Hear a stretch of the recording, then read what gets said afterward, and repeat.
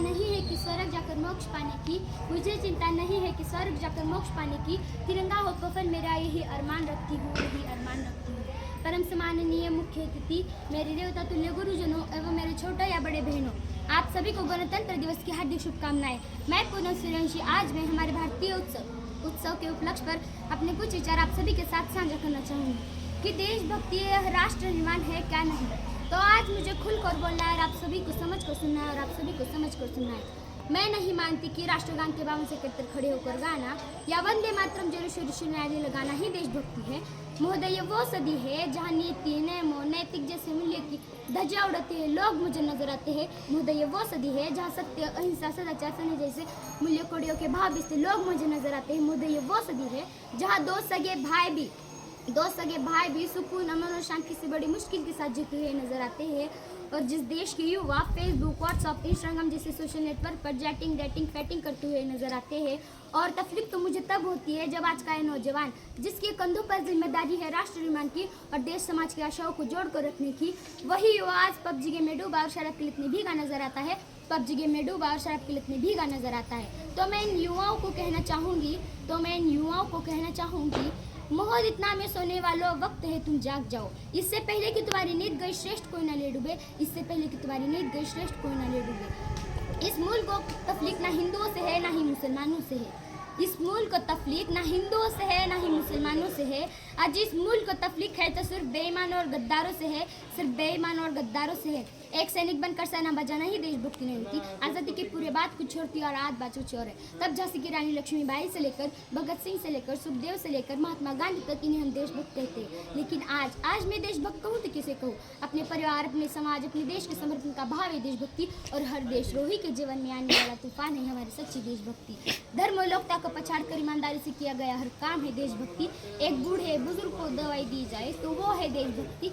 एक पत्रकार अपनी पत्रकारी पूरी ईमानदारी से करे तो वो है देशभक्ति, तो वो है देशभक्ति।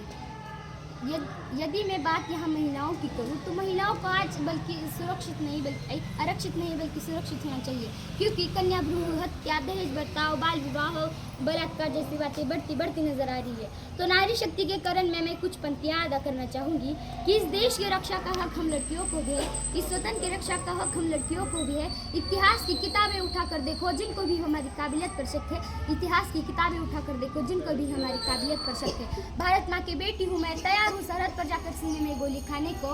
भारत माँ की बेटी हूँ मैं, तैयार हूँ सरहद पर जाकर सीने में गोली खाने को।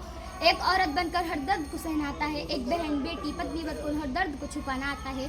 और रसोई में सिर्फ बेलन नहीं हिसाब, रसोई में सिर्फ बेलन ही नहीं हिसाब, इस वतन के खातिर हथियार उठाना भी आता है, इस वतन के खातिर हथियार उठाना भी आता है। और भूल मत करना सिर्फ पापा की परी समझने की, और भूल मत करना सिर्फ पापा की परी समझने की। मैं रानी लक्ष्मीबाई हूँ, मैं रानी लक्ष्मीबाई हूँ।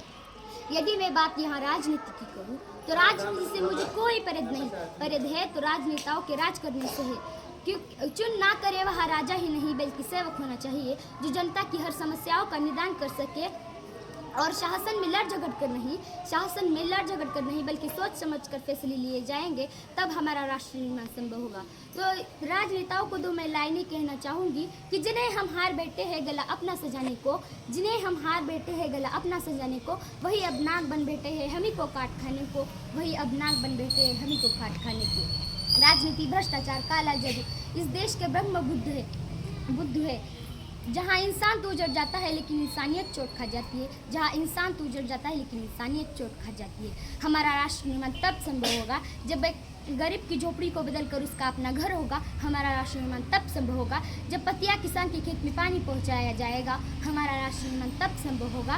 परीक्षाओं के पेपर लीक नहीं होंगे, युवाओं के भविष्य के साथ खिलवाड़ किया नहीं जाएगा। और अंत में किसी शायर की पंक्तियों को विराम देते हुए यही कहना चाहूँगी कि काश मेरी ज़िंदगी में कोई शहरत की शाम आए, काश मेरी ज़िंदगी में कोई शहरत की शाम आए, काश मेरी ज़िंदगी मेरे वतन के काम आए, काश मेरी ज़िंदगी मेरे वतन के काम आए। ना ख्वाब है मरने का ना जो है जन्नत की, ना ख्वाब है मरने का ना जो है जन्नत की, बस कभी जिक्र हो शहीदों का तो उनमें भी मेरा एक कोई नाम आए, बस कभी जिक्र हो शहीदों का तो उनमें भी मेरा एक कोई नाम आए। जब पूछे कि मेरे बारे में तो उठाना तिरंगा झंडा और सीने पर हिंदुस्तान लिख देना। जब कोई पूछे ये पागल थी कौन, जब कोई पूछे ये पागल थी कौन, तो शहीदों की चेली और इनकलाब का नाम लिख देना, शहीदों की चेली और इनकलाब का नाम लिख देना। और जो बचा हुआ जिस्म है उसे निकाल कर माँ तुझे सलाम लिख देना, उसे निकालना और माँ तुझे सलाम लिख देना। जय हिंद जय भारत।